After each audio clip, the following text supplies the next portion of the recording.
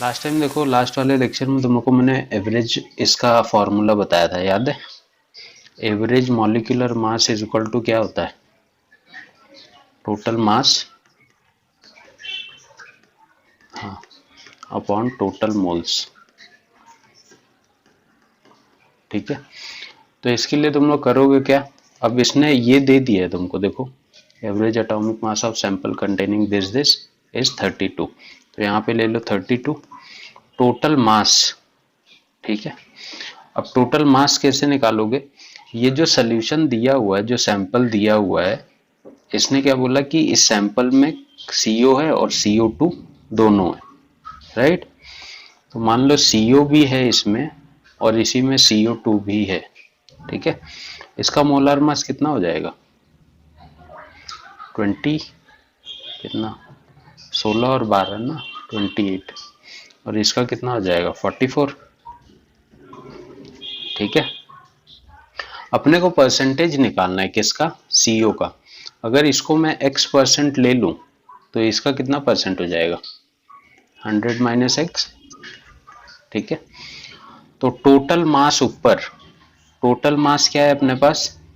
28 into x, मतलब 28x plus, ठीक है, यही लिखते थे ना अपन, टोटल मास के लिए क्या कर रहे थे, जो भी परसेंटेज है उसमें मल्टीप्लाई करके ऊपर लिख रहे थे ना, 28 इंटू एक्स, और ये क्या हो जाएगा?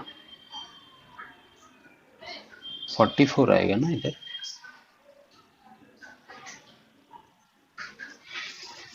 44 इंटू 100 माइनस एक्स अपॉन क्या हो जाएगा? 100।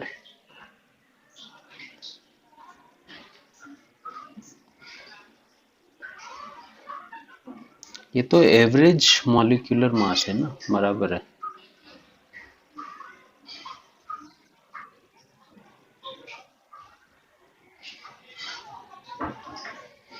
टोटल मास तो 100 होना चाहिए, तो वही अपन कर रहे हैं ना, एक को एक्स लेंगे तो एक को 100 माइनस एक्स करना पड़ेगा ना।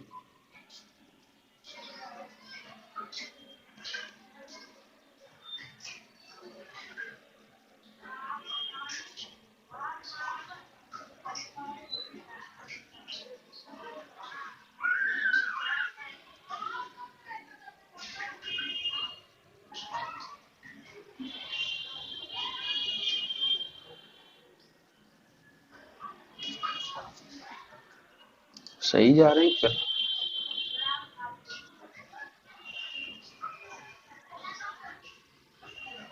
मास अपने को बोला नहीं ना उसने।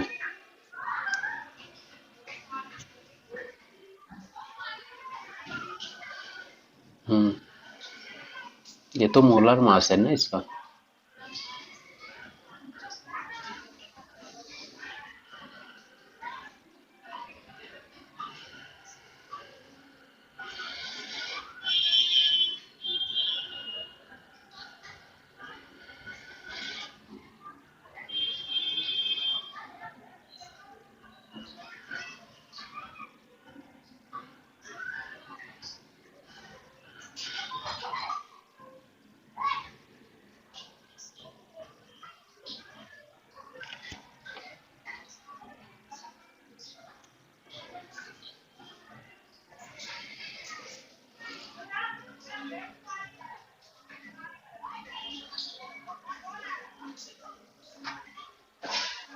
हाँ किया भाई। एवरेज मोलार मास कैसे निकाल रहे थे यार अपन?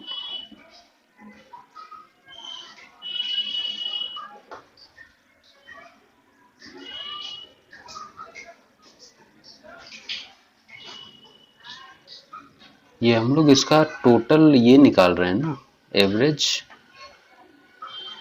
Atomic mass.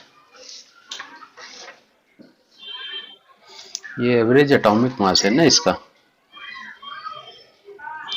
इस, इसको सॉल्व करो, क्या मिलेगा? एक्स की वैल्यू देखो क्या आती है, एक्स की वैल्यू देखो क्या आती है, 200। पक्का?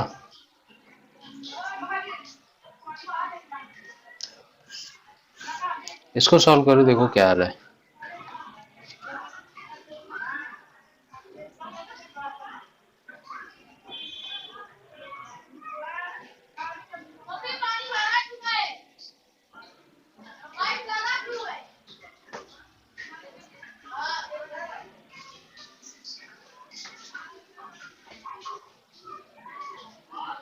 इस क्वेश्चन में देखो अपन ने एवरेज एटॉमिक मास लिया है, एवरेज एटॉमिक मास यहाँ पे, ठीक है। तो इसने क्या किया है, इसको x ले लिया है, उसने इसी का परसेंटेज पूछा है ना, calculate the percentage of CO, ठीक है। तो इसका परसेंटेज पूछा है, ये तो अपने आप 100 माइनस एक्स हो जाएगा। मॉलिक्यूलर मास वाला फॉर्मूला मत लगाओ इसमें, तो वही इक्वेशन है, वही कर रहे थे ना अपन 100 करके। तो ये क्या हो जाएगा, ये 28x हो जाएगा, ये हो जाएगा, फिर ये 100 बराबर है 75% राइट आंसर। मतलब कार्बन मोनोऑक्साइड 75% है इसमें। तो इसका एक छोटा सा शॉर्टकट भी है, तुम वैसे भी निकाल सकते हो, तुमको मिलेगा वही आंसर। जैसे अपने पास क्या था, कार्बन मोनोऑक्साइड था और कार्बन डाइऑक्साइड था, इसका 28 मोलर मॉलिक्यूलर मास निकाला, इसका मॉलिक्यूलर मास हम लोग ने निकाला कितना, 44, ठीक है। हमको देखो बोला क्या था उसने कि मेरे को बताओ परसेंटेज ऑफ, क्या हुआ, परसेंटेज ऑफ CO पूछ रहा था वो, ठीक है। तो परसेंटेज ऑफ CO जब तुमको निकालना है ना, तो पहले तो देख लो इन दोनों के बीच का डिफरेंस कितना आ रहा है, कितना आ रहा है टोटल डिफरेंस, 16, ठीक है, इनटू यहाँ पे 100 कर दो। ये शॉर्टकट मेथड है, याद रखना पड़ेगा तुम लोग को। अब देखो उसने किसका बोला है, CO का निकालने को बोला है, राइट। और टोटल तुमको कितना दिया था, एवरेज मॉलिक्यूलर मास दिया था 32, राइट, ठीक है।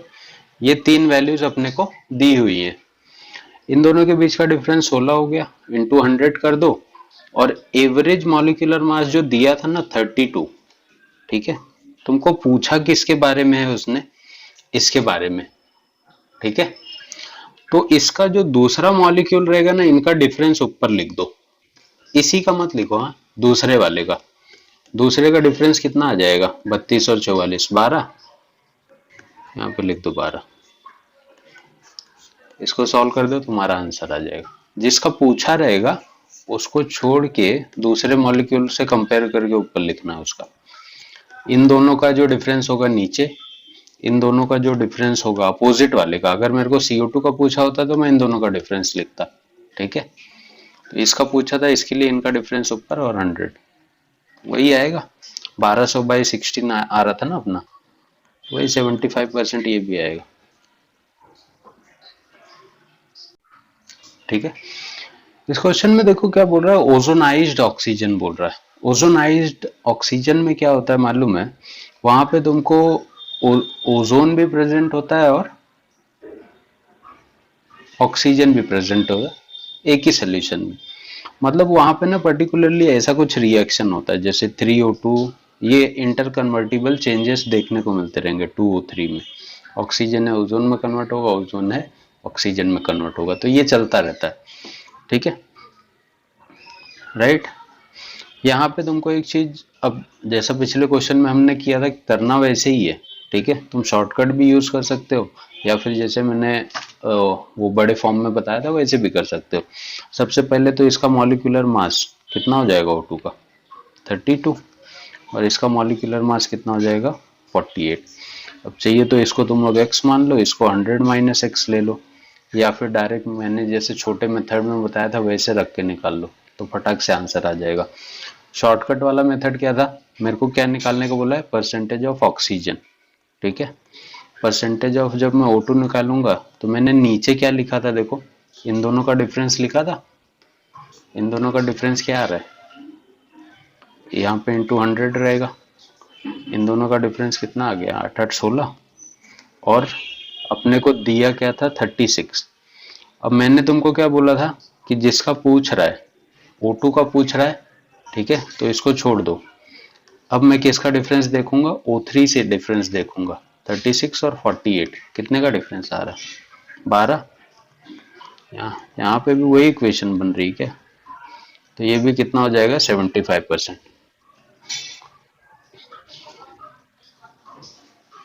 ठीक है। एक सिंपल सा शॉर्टकट होता है। अब जैसे इसने मेरे को बोल रहा है कि इसके पास एक सोल्यूशन है जिसमें ओजोनाइज्ड ऑक्सीजन है, मतलब उसमें ओजोन भी है और ऑक्सीजन भी है, इंटर कन्वर्टिबल। ये बोला 36, इसके पास 36 ग्राम का कोई सैंपल रखा हुआ है ओजोनाइज्ड ऑक्सीजन का, ठीक है। तो अगर ऑक्सीजन का मैं मॉलिक्यूलर मास निकालूंगा तो 32 आएगा, O3 का निकालूंगा तो 48 आएगा, ठीक है। और इसका ले लूँ तो x, इसका 100 माइनस एक्स। अगर ऐसे नहीं समझ रहा तो तुम लोग वो लॉन्ग फॉर्म से भी कर सकते हो। कैसे?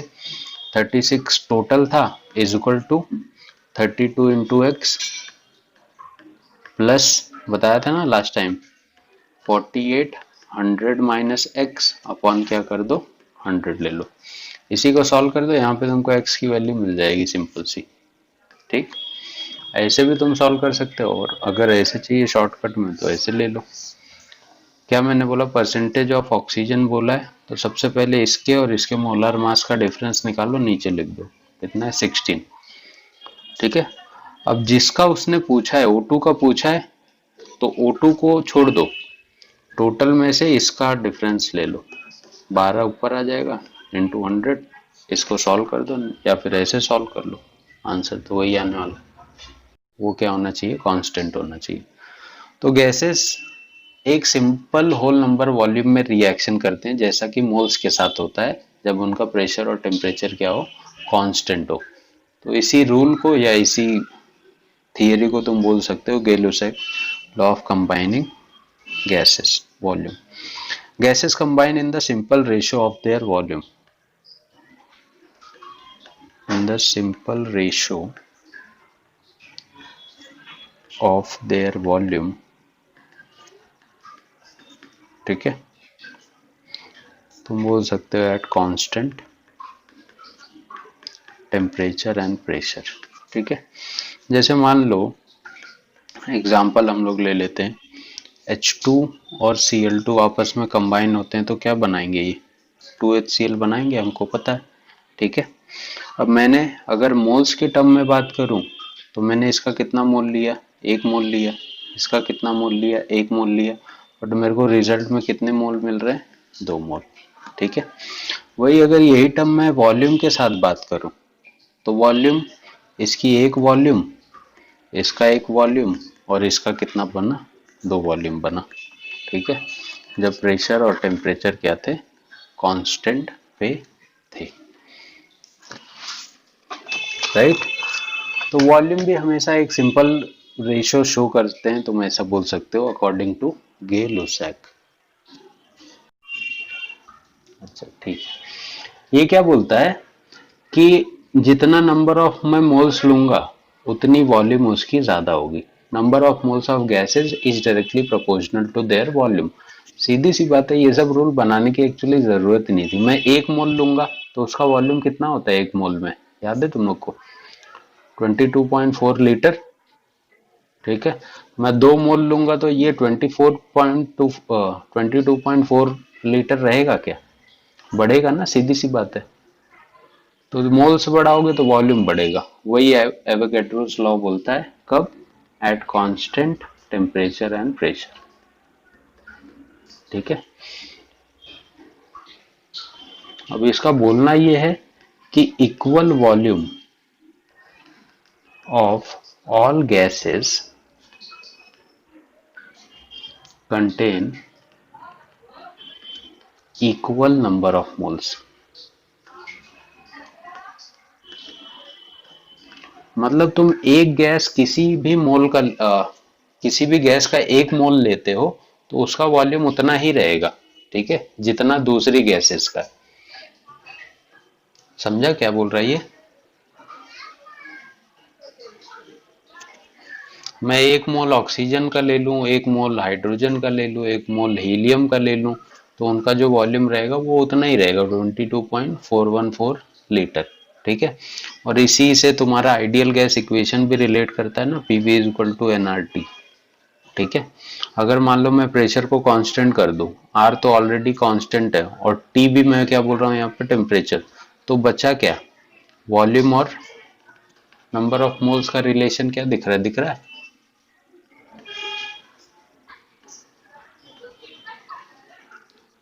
ठीक। दूसरा, ये स्टैंडर्ड टेम्परेचर प्रेशर जैसे एचटीपी है या एनटीपी है, ये तो पता ही होगा ना तुम लोग को। एचटीपी एनटीपी क्या है? Standard temperature and pressure. और एनटीपी क्या है? National normal temperature and pressure. ठीक है, तो ये जब भी चीजें मेंशन, बोल बोल, नॉर्मल होता है रे।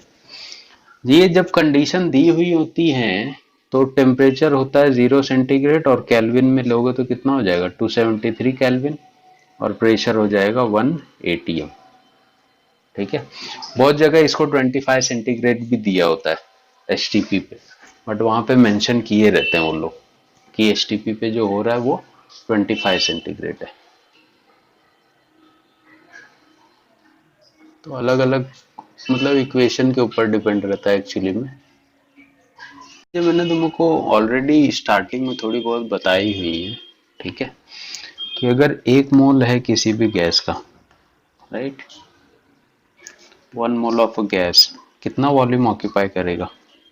22.4 लीटर, राइट। इसी को अगर मैं ml में बदलूं, मिलीलीटर में, तो क्या हो जाएगा? लीटर मिलीलीटर में क्या क्या फर्क आएगा?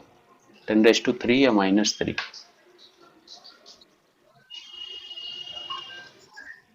ठीक है, तो 10⁻³ ठीक। 1 लीटर में क्या होता है?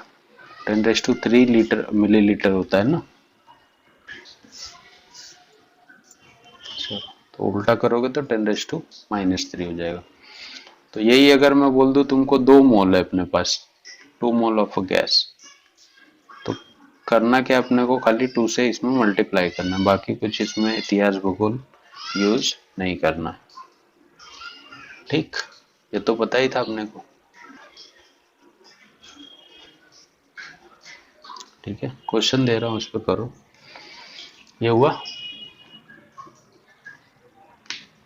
इसमें भी क्या लिखने का है? जैसे देखो, मैं तुमको अगर बोल दूं कैलकुलेट वॉल्यूम ऑफ गैस, पहला बोल दूं 80 ग्राम ऑफ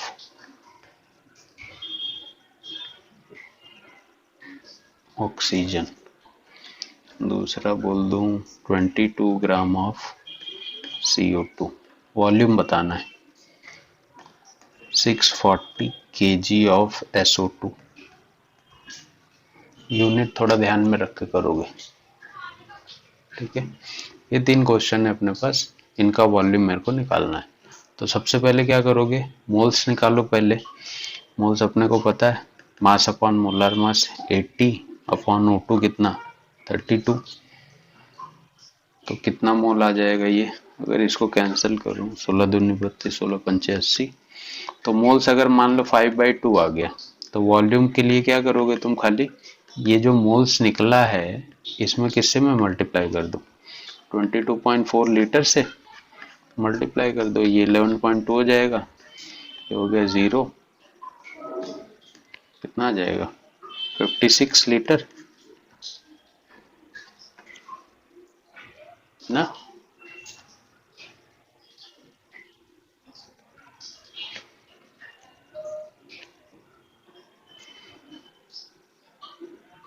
किया क्या है अपन ने? खाली यहाँ पे मोल्स निकाला 80/32, तो ये 5/2 हो गया। डायरेक्ट जो भी मोल्स आया है उसमें क्या करोगे? मोलर वॉल्यूम भी बोलते हैं ना इसको अपन कहीं कहीं पे, मोलर वॉल्यूम से मल्टीप्लाई कर दो, टोटल वॉल्यूम निकल जाएगा। समझा? नहीं समझा? इसका मोल निकालोगे, इसका मोल कितना आ जाएगा? 22/44, तो ये आ जाएगा कितना? 0.5। ठीक है, तो वॉल्यूम के लिए क्या कर दो, या तो 0.5 लिख लो या तो 1/2 लिख लो। तो 1/2 इंटू 22.4 कितना आ जाएगा? 11.2 लीटर। ये हो गया वॉल्यूम ना इसका। तो केजी में दिया, तो ग्राम में जब इसको कन्वर्ट करोगे तो ये हो जाएगा 640 इंटू 10⁻³ ग्राम। अब मोल निकालो, मोल कितना हो जाएगा 640 इंटू 10⁻³ अपॉन SO2 कितना होता है 64 ही आएगा। तो ये 10 हो गया, मतलब ये 3, तो इसका मोल्स आ गया 10⁻⁴ ना। अब जब इसका वॉल्यूम निकालोगे तो क्या करोगे 22.4 इंटू 10⁻⁴, यही इसका वॉल्यूम निकल गया लीटर में, और क्या, खत्म हो गई बात। क्या होता है जब हम लोग, मान लो जब लिखते हो तुम एग्जाम्पल में Na लिखता हूँ और Cl लिखता हूँ, तो मैं बोलता हूँ सोडियम का ऑक्सीडेशन नंबर क्या है, तो तुम लोग क्या बोलते हो +1, और यही मैं Cl का ऑक्सीडेशन नंबर पूछता हूँ तो तुम लोग क्या बोलते हो -1 बोलते हो ना। तो किसी भी एलिमेंट के ऊपर जो उसका इमेजिनरी चार्ज होता है उसी को हम लोग क्या बोलते हैं, उसका ऑक्सीडेशन नंबर, राइट। तो ऑक्सीडेशन नंबर अगर मैं बोलना चाहूँ तो ऑक्सीडेशन नंबर इज एन क्या, एक टाइप का इमेजिनरी चार्ज है जिसको मैंने इमेजिन किया हुआ है, ठीक है। होता तो है वो मॉलिक्यूल पे, बट मेरे को दिखता नहीं है, मैं खाली इमेजिन करता हूँ कि इसने इसको दिया होगा। और वैसे भी फेजांस रूल के हिसाब से ना तो कोई भी बॉन्ड जो है वो पूरी तरह से आयनिक है, ना तो पूरी तरह से कोवेलेंट है, ठीक है। आयनिक में भी तुमको कोवेलेंट नेचर दिखेंगे, कोवेलेंट में भी तुमको आयनिक नेचर दिखेंगे। तो एक्चुअली घुमा फिरा के ये है जो केमिस्ट्री बनाई गई है, ये खाली एक हाइपोथेटिकल सोच है, ठीक है। सबने सोचा हुआ है ऐसा। पहले इन दोनों ने इसको बोला कि आयनिक बॉन्ड है, NaCl के बीच में आयनिक बॉन्ड बना हुआ है, ठीक है, मान लेते हैं। CH4 को बोला कि ये कोवेलेंट बॉन्ड है क्योंकि शेयरिंग से बन रहा है। तो बाद में नया रूल क्या निकल गया है, ना तो ये पूरी तरह से आयनिक है, ना तो पूरी तरह से ये कोवेलेंट है। इसमें भी आयनिक नेचर है, इसमें भी कोवेलेंट नेचर है। तो बॉन्डिंग का पूरा रूल ही डिस्ट्रॉय हो गया, खत्म हो गया। उसी को हम लोग फेजांस रूल बोलते हैं, तुम लोग ने सुना होगा शायद। उसका यही बोलना है कि ना तो पूरी तरह से आयनिक है, ना तो पूरी तरह से कोई भी कोवेलेंट है। तो है क्या, बात ही खत्म हो गई। इसीलिए ऑक्सीडेशन नंबर के ऊपर जब हम लोग प्लस माइनस चार्ज लिखते थे तो इसको मैंने बोल दिया कि ये एक टाइप के इमेजिनरी चार्ज हैं जिनको मैंने खाली इमेजिन किया हुआ है। अब बॉन्ड ही अगर पूरी तरह से आयनिक नहीं है तो मैं कैसे मान लूँ कि पूरी तरह से इसका ऑक्सीडेशन नंबर +1 हो गया, इसका -1 हो गया। ये तो तब होता ना जब इसका इलेक्ट्रॉन पूरी तरह से इसके ऊपर चला जाता। बट फजान ने बोल दिया कि नहीं भाई, इसका इलेक्ट्रॉन यहाँ पे जाता ही नहीं है, इसमें भी कोवेलेंट नेचर है, मतलब ये अपना इलेक्ट्रॉन इसको दे ही नहीं रहा है, ठीक है। तो हम लोग ने भी बोल दिया कि ऑक्सीडेशन नंबर इमेजिनरी चार्ज है, ये परफेक्ट चार्ज नहीं होता है, हमारा माना हुआ चार्ज है, ठीक है। कोई imaginary charge which is developed, ठीक है, जो डेवलप्ड हुआ है कैसे, on atom if all shared electron are given to किसको, more electronegative atom,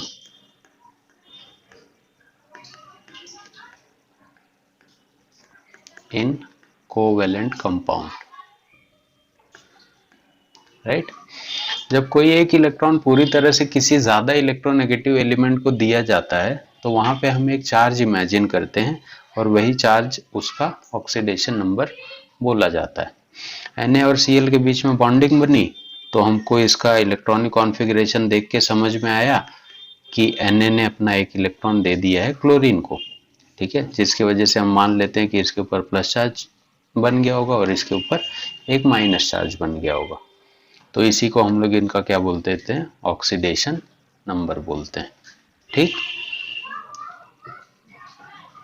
oxidation number का रूल क्या है कि ये जो ऑक्सीडेशन नंबर होते हैं ये फिक्स होते हैं, ठीक है।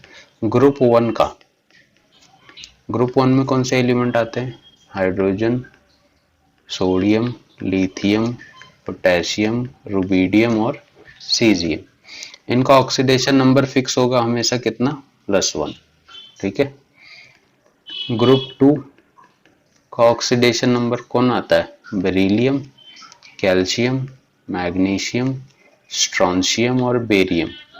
इनका ऑक्सीडेशन नंबर फिक्स है कितना, +2। कुछ एक्सेप्शंस हैं बट अभी अपन उनको नहीं मेंशन कर रहे हैं, ठीक है। फिर आता है तुम्हारा group 17, halogen, fluorine, chlorine, bromine और आयोडीन। कितना ऑक्सीडेशन नंबर है, -1, फिक्स है।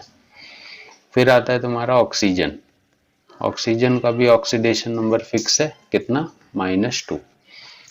तो खाली तुमको इतने याद करने हैं ऑक्सीडेशन नंबर, बाकी तुम कैलकुलेट कर सकते हो किसी भी मॉलिक्यूल में, ठीक है। ग्रुप 1 का +1, ग्रुप 2 का +2, ग्रुप 17 -1 और ऑक्सीजन -2। देख एक दो में बता देता हूँ। फिर देखो जैसे इसके ओवरऑल कोई चार्ज नहीं है, 0 लोगे, हाँ देख लेते हैं। ओवरऑल अगर कोई चार्ज नहीं दिया है तो 0 है, मतलब न्यूट्रल कंपाउंड है ना। और सोडियम का कितना होता है, +1 है, 2 बार है तो क्या हो जाएगा, 2 × +1। सल्फर निकालना है तो सल्फर को x ले लो, और ऑक्सीजन कितना है, 4 × -2 = 0। तो क्या मिलेगा, ये +2 + x + 4 दूनी 8, मतलब -8 हो जाएगा, 0। तो 2 में से ये गया, -6 = 0। x की वैल्यू क्या आ जाएगी, ये -6 इस साइड जाएगा तो +6, मतलब सल्फर यहाँ पे +6 स्टेट में है। अब जब तुमको चार्ज दिया गया है तो इक्वल के साइड यही चार्ज ले लोगे, -2। सल्फर निकालना है तो सल्फर को x ले लो, O3 3 × -2, तो x -6 = -2, क्या हो जाएगा, x = -2 + 6, x = +4। सल्फर यहाँ पे +4 के स्टेट में, समझा। ऐसे करके निकाल लो इन सबका। ये ऑक्सीडेशन स्टेट है, देखो ये यहाँ पे सल्फर अगर निकालोगे +6 आएगा, क्रोमियम +6, 6 7, ऐसे करके इनकी ऑक्सीडेशन स्टेट आएगी। इलेक्ट्रोनेगेटिविटी पता है तुम लोगों को,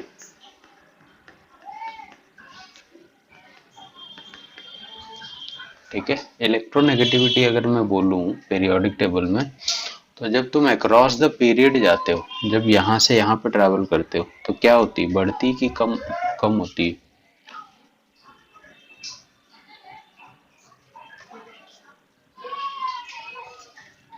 इंक्रीज होती है, क्योंकि हम लोग मेटल से नॉन मेटल की तरफ जा रहे हैं ना। और जब डाउन द ग्रुप आते हो तो इलेक्ट्रोनेगेटिविटी क्या होती है, कम होती है, ठीक है, क्योंकि metallic property down the group बढ़ती है। अब इसी में थोड़ी सी एक चीज है, जैसे देखो अगर मैं बताऊं तो सबसे पहले हाइड्रोजन आता है, फिर लिथियम आता है, फिर आता है तुम्हारा सोडियम, ठीक है। फिर आता है लिथियम के लाइन में beryllium, boron, carbon, nitrogen, oxygen और फ्लोरीन, ठीक है। और सोडियम के लाइन में कौन आता है, मैग्नीशियम, फिर यहाँ पे एल्यूमिनियम, फिर सिलिकॉन, फास्फोरस, सल्फर और क्लोरीन, ठीक है। तो इलेक्ट्रोनेगेटिविटी की ना कुछ फिक्स वैल्यू है, तुम ये वैल्यू देख के बता सकते हो कौन किसका इलेक्ट्रॉन खींच सकता है। जैसे हाइड्रोजन की इलेक्ट्रोनेगेटिविटी होती है 2.1, ठीक है। लिथियम की होती है 1.0, बेरिलियम की होती है 1.5, ठीक है। बोरॉन की होती है 2.0, कार्बन की है 2.5, नाइट्रोजन की है 3.0, बोल 4.0। हाँ, लिथियम मेटल है ना, तो लिथियम इलेक्ट्रॉन डोनेट करना चाहता है, बट हाइड्रोजन क्या है, गैस है, तो लिथियम का इलेक्ट्रॉन हाइड्रोजन खींच सकता है।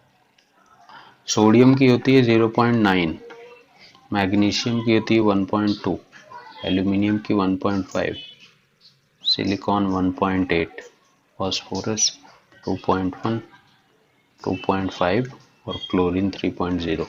सबसे ज्यादा देखो इलेक्ट्रोनेगेटिविटी किसकी दिख रही है, सबसे ज्यादा फ्लोरीन, ठीक है। तो फ्लोरीन को इसीलिए हम लोग हाईली इलेक्ट्रोनेगेटिव एलिमेंट बोलते हैं, ये किसी से भी इलेक्ट्रॉन खींच सकता है। देखो सबसे ज्यादा इसकी इलेक्ट्रोनेगेटिव 4.0। ठीक है, तो सारा तो मत याद रखो, बट ये याद रखो तुम लोग इलेक्ट्रोनेगेटिविटी की वैल्यू क्या याद रखना है, 1, 1.5, 2, 2.5, 3, 3.5, 4 और इसका 2.1। ठीक है, कभी कभार पूछ लेता है कि कार्बन की इलेक्ट्रोनेगेटिविटी की वैल्यू क्या है, तो ऐसे तो पूछेगा तो यही सेकंड पीरियड ही पूछते हैं हम लोग, बाकी कुछ नहीं पूछते, टेंशन मत लो उनका। इन वैल्यूज के अकॉर्डिंग तुम ये प्रेडिक्ट कर सकते हो कौन किसका इलेक्ट्रॉन ले सकता है। जैसे मैं बोलूँ एल्यूमिनियम और कार्बन का अगर रिएक्शन हुआ तो किसका इलेक्ट्रॉन किसकी तरफ जाएगा, एल्यूमिनियम का इलेक्ट्रॉन कार्बन की तरफ जाएगा, ज्यादा अट्रैक्ट होगा, पूरी तरह से नहीं ट्रांसफर होगा, पूरी तरह से तो कॉन्सेप्ट ही खत्म हो गया रूल के बाद। अब तुम ये बता सकते हो कि अब जैसे एल्यूमिनियम है और कार्बन है, इन दोनों के बीच में दो इलेक्ट्रॉन से बॉन्ड बना हुआ है, मैं खाली ये बता सकता हूँ कि ये इलेक्ट्रॉन का जो डायरेक्शन होगा वो किसकी तरफ ज़्यादा होगा, तो वो डिपेंड करता है इनकी इलेक्ट्रोनेगेटिविटी पे।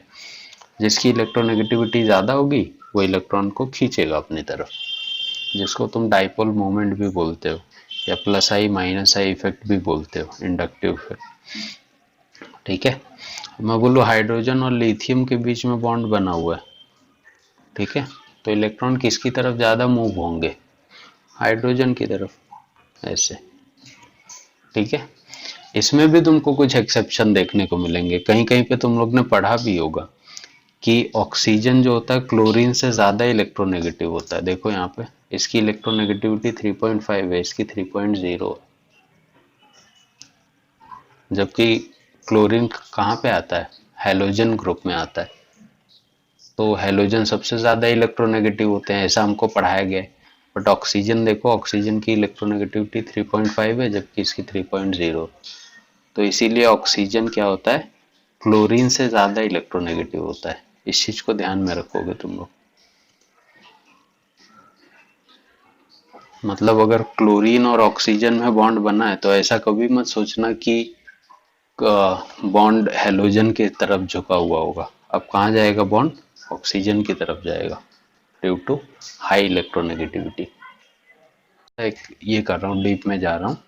ऑक्सीडेशन नंबर ना हमेशा दो टाइप के होते हैं, एक होता है इंडिविजुअल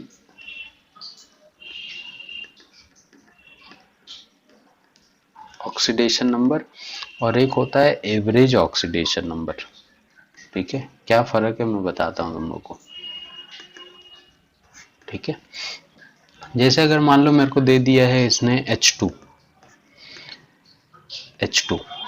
ठीक है, तो यहाँ पे जो ऑक्सीडेशन नंबर है दोनों हाइड्रोजन पे, तुमको क्या लगता है क्या होनी चाहिए,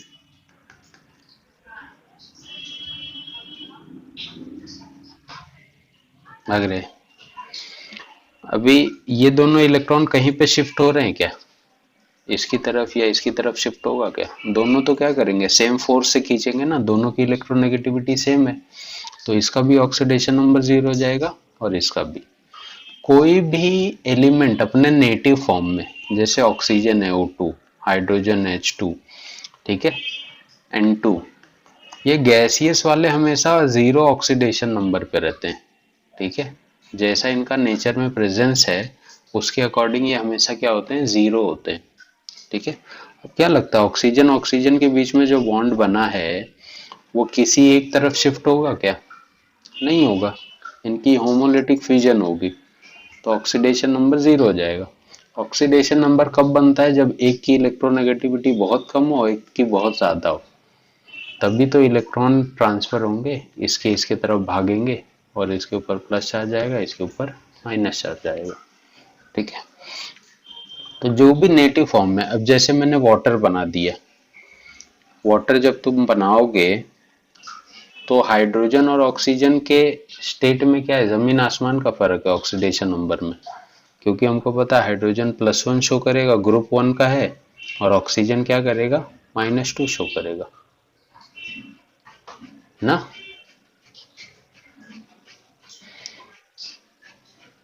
इसका भी इलेक्ट्रॉन इसके साइड जा रहा है, इसका भी इसके साइड जा रहा है, तो ये -2 के स्टेट पे है। अच्छा तुम लोग, मैं अगर तुम लोग को बोलूं हाइड्रोजन साइनाइड में कार्बन का ऑक्सीडेशन नंबर मुझे बता सकता है क्या कोई, कि कार्बन कौन सा ऑक्सीडेशन नंबर शो कर रहा है?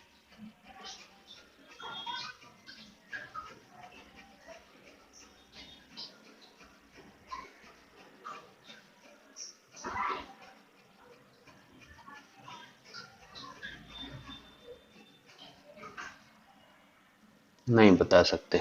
तो सुनो, इलेक्ट्रोनेगेटिविटी से तुम इसको निकाल सकते हो। कैसे मालूम है? जैसे हाइड्रोजन था, सिंगल बॉन्ड होगा कार्बन के बीच में और ट्रिपल बॉन्ड होगा नाइट्रोजन के बीच में। कार्बन की इलेक्ट्रोनेगेटिविटी ज्यादा है या हाइड्रोजन की? कार्बन की ज्यादा है। मतलब कार्बन इसके इलेक्ट्रॉन को खींच सकता है, और अगर इसके इलेक्ट्रॉन को खींचेगा, अगर इसका इलेक्ट्रॉन इसके साइड भागेगा तो इस पे तो पॉजिटिव चार्ज बढ़ जाएगा, और कार्बन पे कौन सा चार्ज आ जाएगा? Negative charge. अब देखो यहाँ पे 3 बॉन्ड है, इन 3 बॉन्ड को कौन खींचेगा? नाइट्रोजन खींचेगा या कार्बन खींचेगा? किसकी इलेक्ट्रोनेगेटिविटी ज्यादा है? नाइट्रोजन की। नाइट्रोजन की अगर इलेक्ट्रोनेगेटिविटी ज्यादा है तो इस पे कौन सा चार्ज आएगा? -3, क्योंकि तीनों बॉन्ड को खींच रहा है। और इसके -3 की वजह से कार्बन पे कौन सा चार्ज बैठेगा? +3, क्योंकि ये 3 बॉन्ड को डोनेट कर रहा है इसको। तो फाइनली इसका सोल्यूशन क्या बना? +2। तो कार्बन के ऊपर यहाँ पे +2 का चार्ज है। समझा?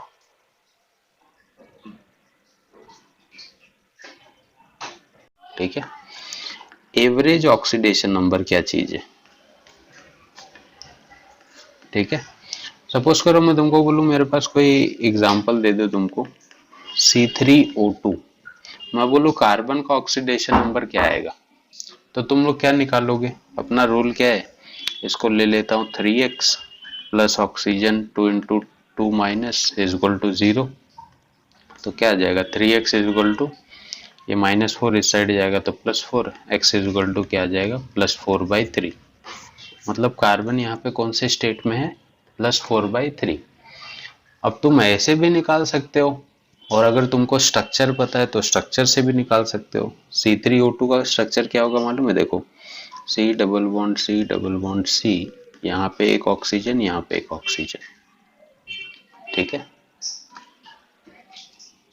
अब देखो ध्यान से, अगर इन दोनों में अगर मैं कंपेयर करूं, इनको छोड़ दो, अभी खाली इन दोनों को देखो, किसके ऊपर मैं क्या चार्ज डालूं? इस कार्बन पे कौन सा चार्ज डालूं? ये दोनों जो बॉन्ड हैं वो किसके साइड शिफ्ट होंगे? कार्बन या ऑक्सीजन की तरफ? ऑक्सीजन की तरफ। ये मैं बता रहा था ना तुम लोग को, कार्बन और ऑक्सीजन के बीच का बॉन्ड कौन लेके जाएगा? ऑक्सीजन या कार्बन? क्या लगता है? ऑक्सीजन लेके जाएगा। अगर 2 बॉन्ड लेके जा रहा है तो इस पे -2 का चार्ज आएगा, और इस कार्बन पे क्या आ जाएगा? +2। तो सेम यहाँ पे भी -2 और इस कार्बन पे +2। लेकिन यहाँ पे देखो, इन दोनों कार्बन की इलेक्ट्रोनेगेटिविटी क्या है? सेम है। और इन दोनों भी कार्बन की इलेक्ट्रोनेगेटिविटी क्या है? सेम दिख रही है अपने को। ठीक है। तो जब इलेक्ट्रोनेगेटिविटी सेम होगी तो इस पे क्या चार्ज आएगा? 0। ठीक है। अब देखो, मेरे पास 3 कार्बन है, और तीनों कार्बन का अलग अलग ऑक्सीडेशन नंबर आया है। एक का +2 आया है, एक का 0 आया है, और एक का वापस से +2 आया है। और इनका अगर मैं एवरेज निकालूं तो, एवरेज ऑक्सीडेशन नंबर इसीलिए नाम दिया है ना, एवरेज मतलब 3 कार्बन है तो 3 से डिवाइड कर दो, तो क्या मिल रहा है तुमको? +4/3। यही आया आंसर। ठीक है। तो एवरेज जो ऑक्सीडेशन नंबर होते हैं ना, ये ज्यादा करके तुमको फ्रैक्शन वगैरह में दिखेंगे। ये इंटीजर भी हो सकते हैं, पॉजिटिवली चार्ज भी हो सकते हैं, नेगेटिवली चार्ज भी हो सकते हैं, फ्रैक्शनल हो सकता है, डेसिमल में आ सकता है। बट जो इंडिविजुअल हम लोग निकाल रहे थे अभी, HCl NaCl, ये सब का देखो कैसे आ रहा था, +1 -1। वो सब इंटीजर आएंगे या तो पॉजिटिव नेगेटिव में आएगा, जल्दी उसमें फ्रैक्शनल नहीं देखने को मिलते हैं। ये एवरेज वाले तुमको फ्रैक्शनल दिखेंगे। समझा? ठीक। डायरेक्ट मेथड से निकालोगे तो ये आ रहा है तुम्हारा 2.5। बट यहाँ पे देखो, ठीक है। अब देखो, सल्फर और ऑक्सीजन में बॉन्ड कौन लेके जा रहा है? ऑक्सीजन। ये दो बॉन्ड लग गया, -2 का चार्ज, इस पे भी -2 का चार्ज, इस पे -1 का चार्ज। तो सल्फर पे क्या चार्ज बैठेगा? +5 का। 2, 4, -1, 5। तो इस सल्फर पे भी +5 का चार्ज है, इस सल्फर पे भी +5 का चार्ज है। जबकि इन दोनों सल्फर पे और इन दोनों सल्फर पे कौन सा चार्ज आएगा? 0 का, क्योंकि सेम सेम एटम है ना ये दोनों। तो अब निकालो एवरेज इनका। एवरेज में एक सल्फर आ रहा है +5, एक सल्फर आ रहा है 0, फिर एक सल्फर आ रहा है 0, फिर एक सल्फर आ रहा है +5। 4 सल्फर हैं तो 4 से डिवाइड कर दो, कितना आ जाएगा? 10/4। 10/4 मतलब 2.5। मतलब जो सल्फर का एक्चुअल ऑक्सीडेशन स्टेट है वो एवरेज मिला के इतना आ रहा है। बट जब मैं इसके स्ट्रक्चर से देख रहा हूँ तो एक पे +5 का चार्ज है, दूसरे पे +5 का, और दो पे 0 0 का चार्ज है।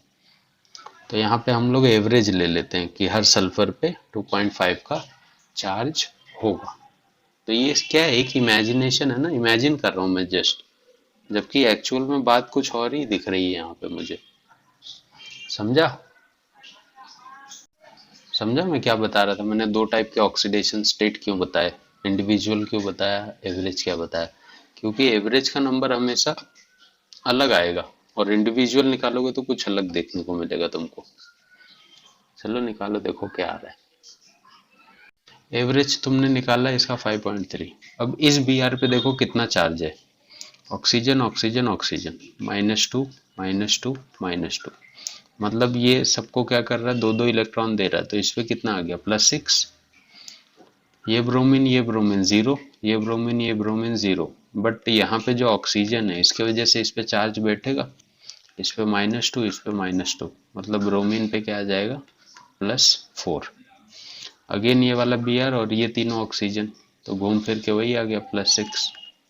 अब अगर एवरेज में निकालूं तो +6 +4 +6/3, 6 4 10 16,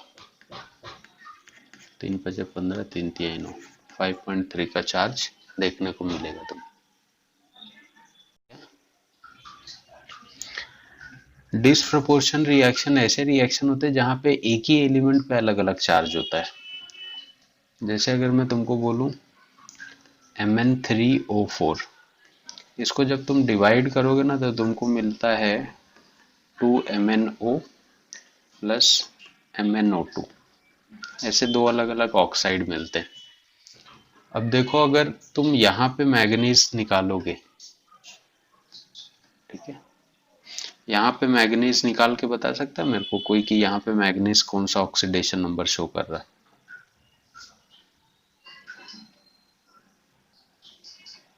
8/3। ठीक है, लेकिन यहाँ पे जब तुम लोग मैग्नीज निकालोगे तो तुमको मिलेगा क्या मालूम है? 2 +2। हम लोग कोएफिशिएंट नहीं लेते हैं ऑक्सीडेशन नंबर निकालते टाइम, कोएफिशिएंट को मत लिया करो। यहाँ पे क्या आ जाएगा? मैग्नीज देखो +4। ऐसे रिएक्शन को हम लोग डिस्प्रपोर्शनेशन रिएक्शन बोलते हैं। एक ही ऑक्साइड था, इसको जब मैंने तोड़ा तो ये अलग अलग ऑक्सीडेशन नंबर शो कर रहा है। जैसे ये है तुम्हारा, देखो Fe3O4, ठीक है, इसको जब तोड़ोगे तो ये बढ़ जाता है फेरस ऑक्साइड और फेरिक ऑक्साइड में। ठीक है,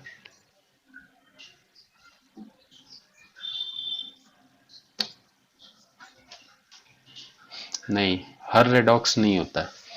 कोई कोई रेडॉक्स रिएक्शन डिस्प्रपोर्शनेशन शो करेगा, सारे नहीं करते हैं कभी भी, क्योंकि ऐसे कुछ ही एलिमेंट है जो अलग एक ही कंपाउंड में अलग अलग ऑक्सीडेशन में रहते हैं। एक मैग्नीज है, एक Fe है, एक Pb है। बाकी तेरे को उतना एक्सेप्शन देखने को नहीं मिलेगा। अब यहाँ पे अगर मैं बोलूँ फेरस क्या शो, ये क्या शो कर रहा है, तो अगेन ये 8/3 के स्टेट में है।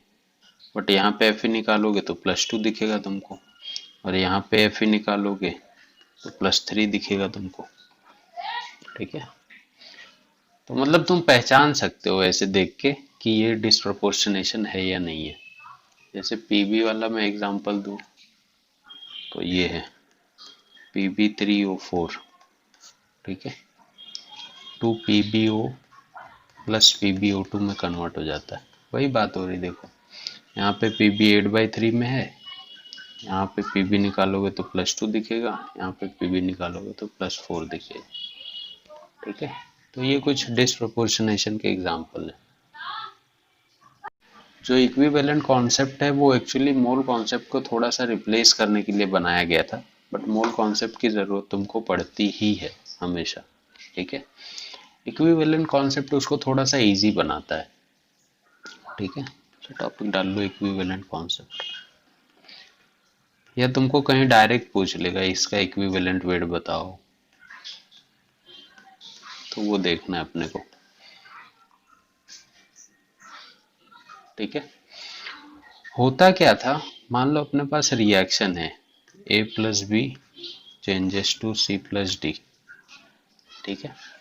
तो जब मैं मोल्स के मतलब जब मैं मोल कॉन्सेप्ट के हिसाब से जाता हूँ तो मेरे को लिखना पड़ता है moles of A is equal two moles of B is equal two moles of C is equal two moles of D। और हमको पता है मोल्स ऑफ A निकालना है तो इसका मास पता होना चाहिए मेरे को, ठीक है।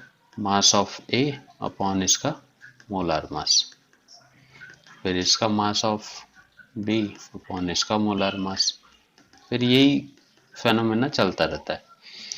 अब इसी चीज को इक्विवेलेंट कॉन्सेप्ट ने चेंज कर दिया और क्या बना दिया इसको बोले equivalence of A is equal to equivalence of B।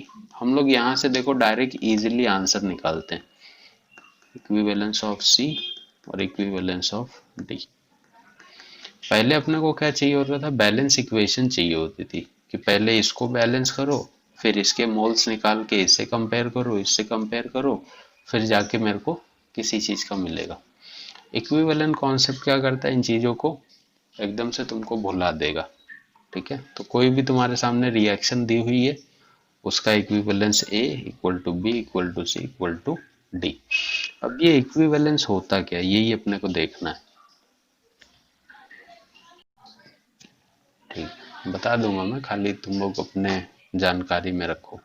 N factor होता है number of electron exchange during the reaction. जैसे NaCl का रिएक्शन हुआ तो टोटल कितने इलेक्ट्रॉन ट्रांसफर हो रहे हैं, इधर उधर जा रहे हैं, खाली एक Na से निकला Cl में चला गया, वही उसका क्या हो जाएगा, एन फैक्टर हो जाएगा, ठीक है।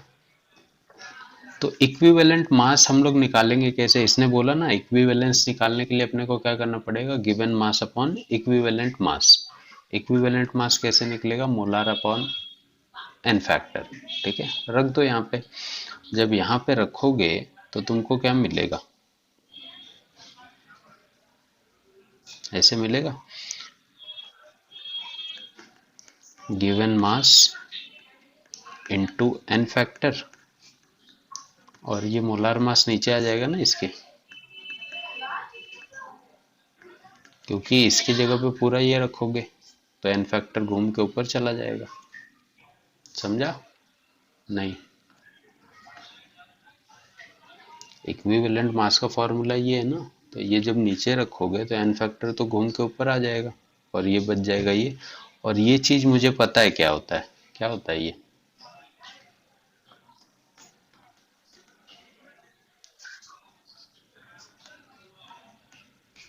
समझा। तो इक्विवेलेंस का एक सिंपल सा फॉर्मूला होता है number of moles into n factor, बस खत्म हो गया इक्विवेलेंट कॉन्सेप्ट यहीं पे। अब इसका यूज क्या है देखो,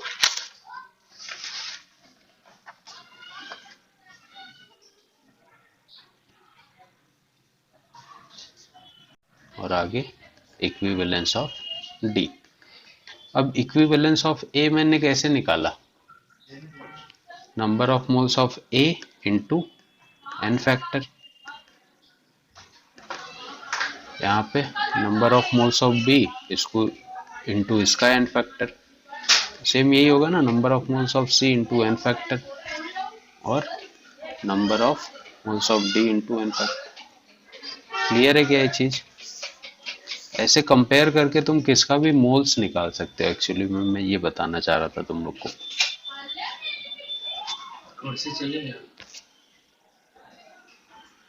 एन फैक्टर होता क्या है? ठीक है, मान लो KMnO4 है तुम्हारे पास, ठीक है, इसका मैंने ये कर दिया, इस पे एसिड डाल दिया कोई, ठीक है, तो ये सपोज करो ये कन्वर्ट हो गया Mn+2 में, मान लो, ठीक। यहाँ पे मैग्नीज का ऑक्सीडेशन नंबर क्या है, बता सकता है कोई?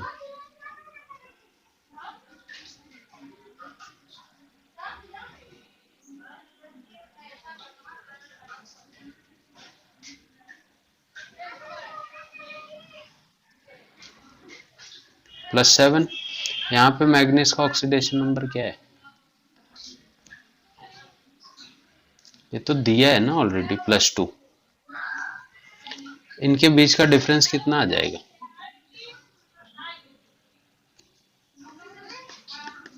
5। यही 5 इसका एन फैक्टर होता है। नंबर ऑफ इलेक्ट्रॉन में जो चेंज आता है between reactant and product, that is an factor, ठीक है। जैसे अगर मैं तेरे को बोलूं कि H2C2O4 है, इसका मैंने H+ में रिएक्शन किया और ये CO2 में कन्वर्ट हो गया, तो मैं बोलूँ इसका एन फैक्टर मेरे को बताओ इस सोल्यूशन का, क्या बोलोगे तुम लोग? क्या करो, यहाँ पे कार्बन निकाल लो और यहाँ पे कार्बन निकाल लो। यहाँ तो कार्बन सीधा सीधा दिख रहा है, +4 में है। यहाँ पे बताओ कार्बन कितने में, 4 दूनी 8, 6, 3 आएगा, +3, ठीक है। यहाँ पे थोड़ा सा दिक्कत है, देखो एन फैक्टर कितना दिख रहा है अपने को, 1। मैं करूँगा 4 - 3 तो एन फैक्टर आ जाएगा 1। लेकिन तुम लोग एक गलती क्या कर रहे हो मालूम, यहाँ पे एक ही कार्बन, यहाँ पे कार्बन 2 है, तो अगर एक कार्बन के लिए एन फैक्टर 1 आ रहा है तो 2 कार्बन के लिए कितना आएगा, मल्टीप्लाई होगा ना उतने नंबर से, तो यहाँ पे एन फैक्टर 2 हो जाएगा। ध्यान में रखो, ऐसे वाले थोड़े कंफ्यूज करते हैं एग्जाम्पल, समझा?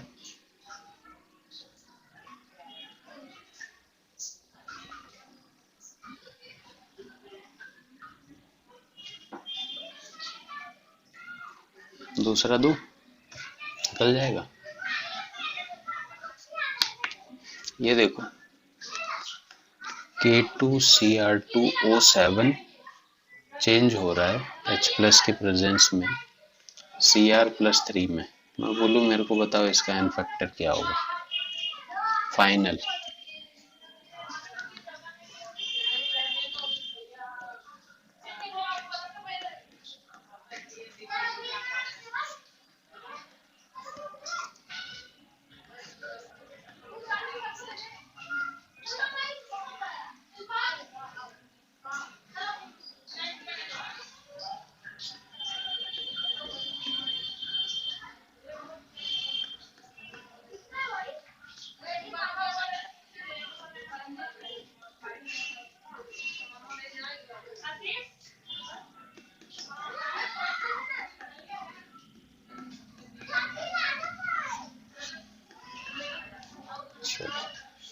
ये टास्क है तुम्हारे पास, बताओ फटाफट क्या आएगा एन फैक्टर। ये पहला वाला तो मैंने बताया था ना, H+ के प्रेजेंस में +5। एन फैक्टर कभी भी प्लस माइनस लिखने की जरूरत नहीं, डायरेक्ट नंबर लिखने का 5।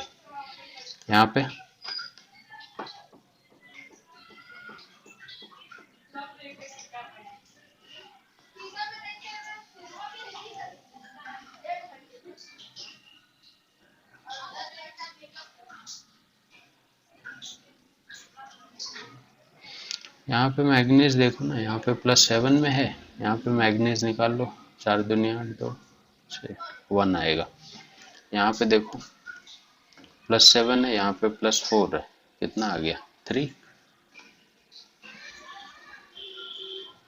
तो ऐसे एन फैक्टर निकाल सकते हो तुम लोग। ऑक्सीडेशन नंबर के बीच का जो डिफरेंस है वही उसका क्या बोला जाएगा, एन फैक्टर। क्लियर है?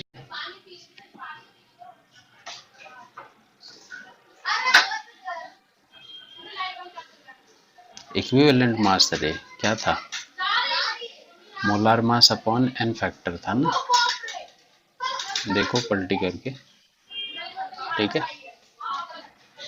और ये जो एन फैक्टर था, ये एन फैक्टर देखो एसिडिक मीडियम में अलग हो जा रहा था, बेसिक मीडियम में अलग हो जा रहा था, और न्यूट्रल मीडियम में अलग हो रहा था। अभी ऊपर एग्जांपल लिखाया था, कहीं +5 शो कर रहा है, कहीं पे 1 शो कर रहा है, कहीं पे 3 शो कर रहा था, ठीक। मतलब ये मैं तुमको बताना चाहता हूँ कि जो इक्विवेलेंट मास है, ठीक है, ये चेंज हो सकता है, can be changed depending on, किस पे डिपेंड कर रहा है, मीडियम पे। एसिडिक मीडियम है तो अलग दिखाएगा बेसिक मीडियम में, बट किसी चीज का मोलार मास कभी चेंज होता है क्या, नहीं। तो molar mass can be changed but equivalent नहीं, molar mass can not be changed, हाँ, बट इक्विवेलेंट मास हम लोग उसको डिपेंडिंग ऑन एसिडिक, बेसिक और न्यूट्रल मीडियम क्या हो सकता है, उसमें चेंज देखने को मिल सकता है, समझा। कि KMnO4 का कितना मोल मैं लूं कि वो सल्फाइड के 1 मोल से रिएक्ट करे एसिडिक मीडियम में। अब इसकी ओवरऑल रिएक्शन तुमको लिख के भी दे सकता है वो, कि KMnO4 है जो सल्फाइड आयन से रिएक्ट कर रहा है एसिडिक मीडियम में, और मान लो Mn+2 में कन्वर्ट हो रहा है, और SO4 2 माइनस में कन्वर्ट हो रहा है, ठीक है। क्या पूछ रहा है कि इसका कितना मोल लगेगा, और इसका वो मोल दे रहा है, कितना मोल दे रहा है वो, 1 मोल। इसका मोल पूछा है ना, तो देखो बहुत सिंपल से कैसे सॉल्व होएगा, मैंने क्या बोला था, equivalence of KMnO4 is equal to क्या कर दो, इक्विवेलेंस ऑफ SO3 2 माइनस, ठीक। आगे चाहिए तो इनका भी कर लो, बट इनकी जरूरत नहीं अपने को, इन दोनों को अगर मैं ठीक से कंपेयर कर दूं तो इसका मोल निकल जाएगा, क्योंकि इक्विवेलेंस ऑफ KMnO4 क्या बोलता है, number of moles of KMnO4 into इसका एन फैक्टर। KMnO4 और Mn+2 का एन फैक्टर बताओ जरा मेरे को कितना होगा, एन फैक्टर, यहाँ पे इसका मोल इनटू एन फैक्टर, दोनों का एन फैक्टर SO3 2 माइनस और SO4 का निकालो एन फैक्टर कितना आएगा, इसका तो 5 आ गया, राइट, इसका कितना आ रहा है,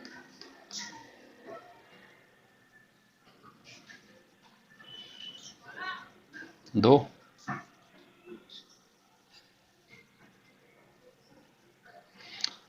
ये कितना होगा, 3 दूनी 6 हो जाएगा, और -2 कितना, यहाँ पे 4 आएगा, यहाँ पे 6 आएगा, तो दोनों 4 - 2, इन दोनों का एन फैक्टर निकालोगे तो 2 मिलेगा तुमको, तो रख दो ना। इसका मोल्स नहीं पता है मेरे को, मोल्स उसने पूछा है, तो इसका मोल्स इंटू इसका एन फैक्टर 5 आ गया, इसका मोल्स तुमको दिया था उसने 1 मोल, इंटू इसका एन फैक्टर आ गया 2, तो क्या मिलेगा, n इज इक्वल टू 2/5, तो मतलब KMnO4 के कितने मोल्स लग रहे हैं, 2/5 मोल लग रहे हैं इसके 1 मोल से रिएक्शन करने के लिए।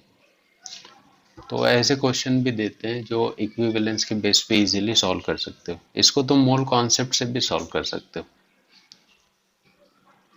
हो, क्या,